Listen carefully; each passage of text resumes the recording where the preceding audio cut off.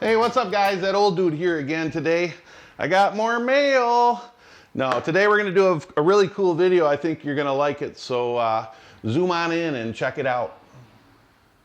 All right guys, so why am I so excited to talk to you about my quad mail today? Well, before I get to that, I wanna give you a little history on a board from a guy named Kevin Lee, who is a sponsored racer by heli-nation. heli-nation, Kevin Lee, also known as Whitenoise, is a sponsored driver. Would I call him a driver? He's a flyer. I don't know. Sponsored flyer, we'll say, for heli-nation in the quad or drone racing community. And Kevin Lee is also a very bright young man and developed, for lack of better words, a breakout board, a 30 by 30 stackable breakout board to put the TBS Team BlackSheep's high voltage or race version, depending on which one you get, VTX. And it absorbs a lot of the heat for you because these things get really hot, and also makes a convenient place to stack not only your VTX, but look at that, the Nano receiver. It has pinouts for both D4R, which I believe is negative positive receiver, and then X4R, which is this one, which is positive negative receiver. Maybe I'm saying it backwards, I don't know. But it has two little spots for different receivers as well. And then look at it's even got room. So for long range guys like myself, if you wanted to put look at, there's room still on this stack for a convenient little stack for a magnetometer. Maybe you want to put a micro GPS unit on it on top of your stack. Very cool, convenient little breakout board to fit right on your stack to make a 3-tier stack and also dissipate heat.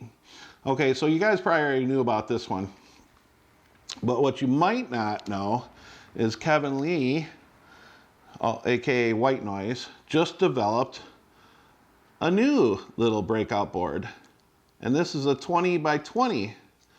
Let me see if I can put these in the center here and zoom in. Now, this is a 20 by 20 stack compared to the 30 by 30 for a micro, with all this micro stuff coming out. So let me open up this TBS Nano, not micro, it's Nano now. We're getting so small it's Nano. It's not even micro. We're talking Nano. So here's the VTX, the Nano VTX by TBS. And here is the Nano, somewhere, where is it? So Nano, I can't find it. There's the antenna. What the heck did I do with it? Oh, here it is. It's so tiny. I can't believe these little receivers, and now that little tiny VTX is just so funny how small everything's getting in today's age. And we'll just dump that out there. So what happens is, in this little 20 by 20 board, is this gets soldered inside the board. Just like that. It's going to get soldered right in there. And then on the back side, or possibly right over top the front side here, I believe, actually, this is going to go with these pins. We're going to put this right in on top of there. How cool is that? It's a 20 by 20 stack for your little helicopter, quadcopter. So I'm going to go ahead and start soldering this up and talk to you a little more about it. Okay, so the first thing we got to do is make sure we have the proper tools for the proper job. I don't mean to sound like Tim the Tool Man, but I mean, there's a lot of truth to that. And so we're going to go ahead and pick I have 3 soldering tips to choose from, and I bet you can guess which one I'm going to use for these micro or nano connections that we have to make. So I'm going to go ahead and put this this needle point precision tip on my Hakko, is that how you pronounce it? Hakko. I'll put a link in the description. I'm gonna put this on here and let it warm up. The Hakko, I think I'm saying it right, Hakko. The Hakko goes from 200 degrees Celsius to 480, which is 400 Fahrenheit to 900 degrees. So it is a dialable, variable soldering iron, which is nice when you don't want to use a lot of heat. Now, a lot of guys will tell you to turn the heat way down to, you know, 400, 350 and take your time with it. But I like to get in and get out with my solder. I don't spend time on each one. I'm not going to spend time. You're going to watch. I'm going to crank this thing up to 850 degrees, 800 degrees, and you're going to see me just, you know, tap and tap these solder joints. But this isn't a video about soldering. I'm assuming that you already know how to solder. I don't have helping hands. Some people call those little pinchers or whatever they're called. Back in my day, they were called roach clips. But I guess they're called helping hands. So I don't have that. So what I do is I tie a rubber band in a convenient spot on a pair of needle nose pliers. And I'm going to simply just use that rubber band. I don't have it super strong rubber band. Just enough to just put a tiniest bit of pressure on this board to hold it in place while I solder these top connections that we need to make the connection to in this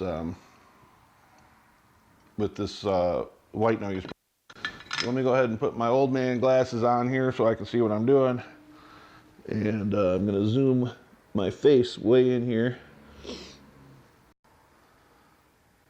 Okay, and again, I'm just going to try to make sure my temperature's at the right spot there. I'm just going to try to get in and get out.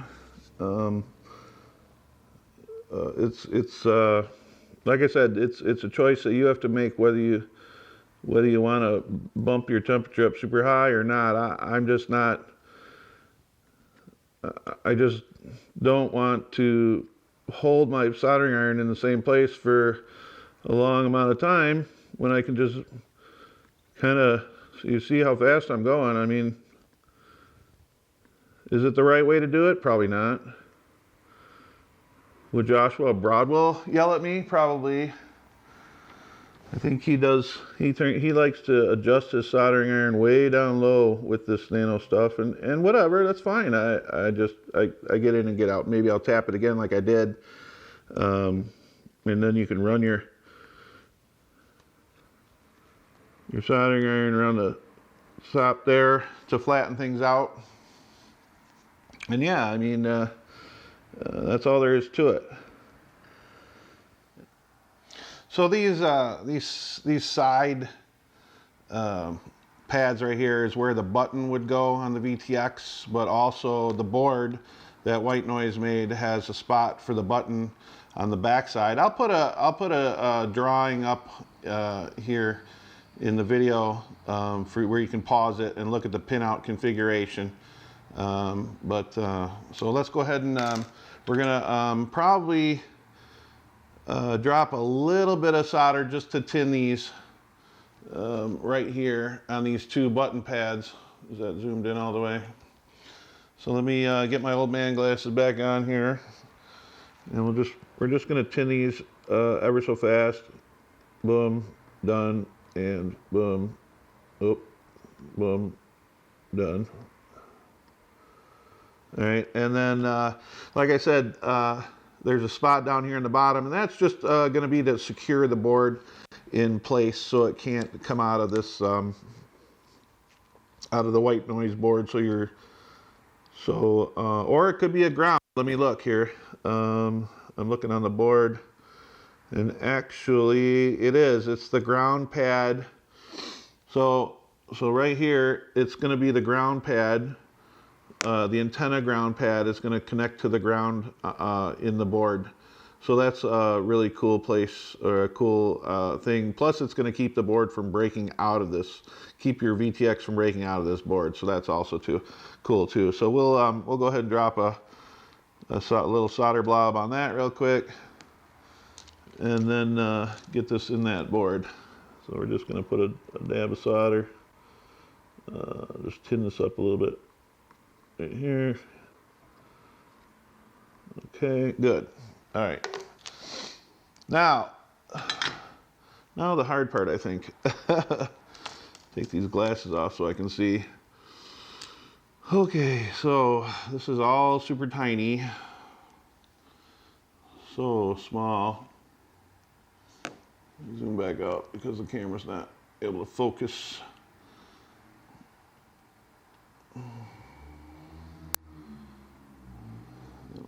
Man, it's almost as if this board, the VTX, the Team BlackSheep Nano VTX, came right out of this Whitenoise board that Kevin Lee made, developed. It's a perfect fit. So when you're tinning your points on the VTX, if you have any humped tin areas, it's not going to fit in this board. They have to be completely flattened. And look at, I mean, it's a perfect match. So really, soldering this up is really just going to be a piece of cake now, because it's pretty firm inside there. So let's go ahead and get these joints soldered up. Put my old man glasses back on. So we're just going to start soldering up these joints here. Shouldn't be that hard to do now that the boards are connected kind of together. How it fits, it fits so perfectly. It's awesome. Kevin Lee, also aka Whitenoise, did just an awesome job in developing this board. Really thought things through.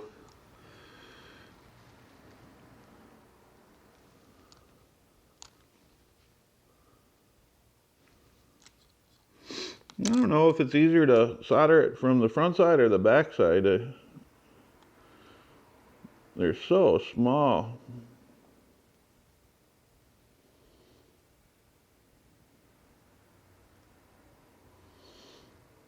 By the way, I'm using 6040 core flux. I've seen people use those flux pens, and I've never used one. I've always just bought core flux wire. 6040, some people say 7030 is better. I don't know which one's better. There's different thicknesses that you can buy of core flux wire, and you get it on Amazon or something, or at your local hardware store. Man, oh man, these are so tiny. So tiny.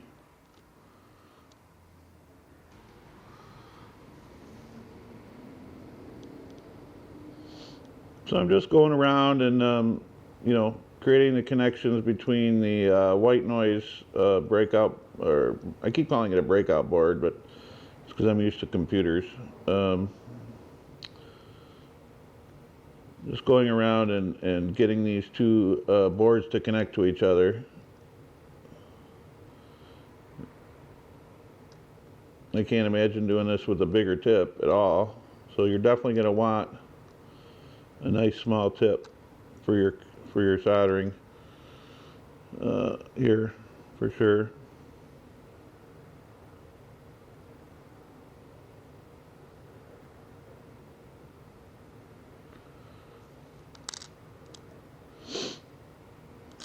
Okay, now I'm going to do the button joints over here. Now you don't have to run a button. You can control the VTX through your OSD on this on the TBS stuff. You don't really need to have a button. I'm probably going to solder it on just since I'm doing this already, just to have it on. I mean, might as well have it, right?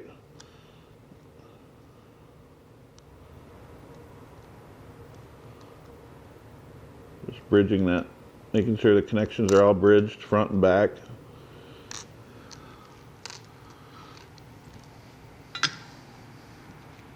Okay, there you go. I mean, it's a solid board now. It's as if it came like that, right from Team BlackSheep or Whitenoise himself.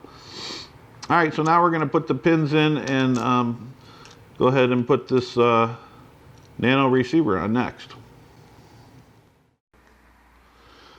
So with the pins, you want the short sides through the board. so you can trim off the long sides. I guess you could do it the other way. You could put the long sides down, but usually in a stack of 3, you want this board to be able to sit as low to the next level of the stack. So I'm going to put the long pins up and the short pins through and solder that, and then I'll put the Nano receiver on, solder that, and then I may clip off these longer pins after I'm done. So let's go ahead and get those soldered up. Typically you just want to solder one pin first. Obviously you can't do all at the same time, but I would solder one pin first, and this way you can get it straightened up when you solder the rest of them. So let's go ahead and get that one pin done. And then with my fingers, see right now it's crooked. So with my fingers, I'm going to heat that one back up and straighten those pins up. And a little more probably. Okay, let it cool down for a second. And see, now they're straight. So now I can go ahead and solder the rest of the pins, and they'll all be straight. Just kind of getting the pin worm and the socket at the same time.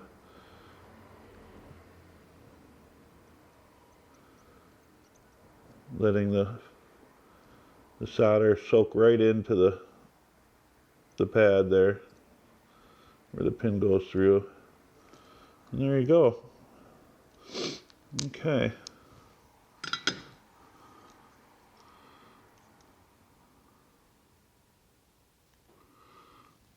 All right.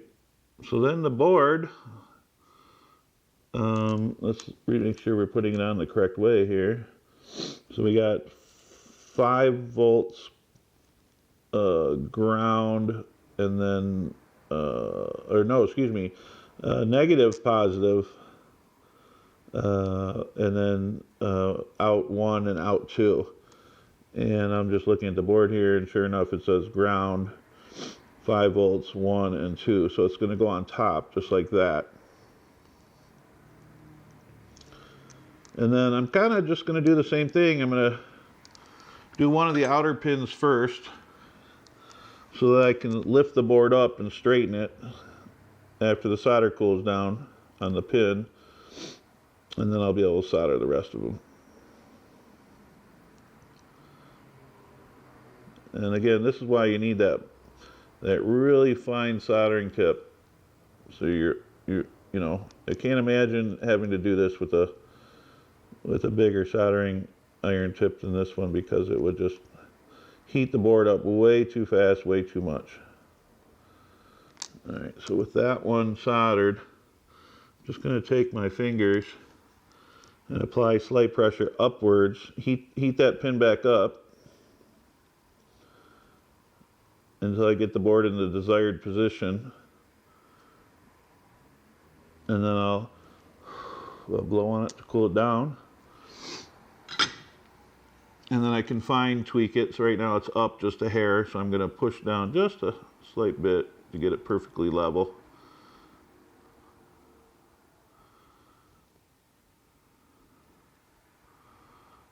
And then I'll go ahead and solder the rest of these pins right up.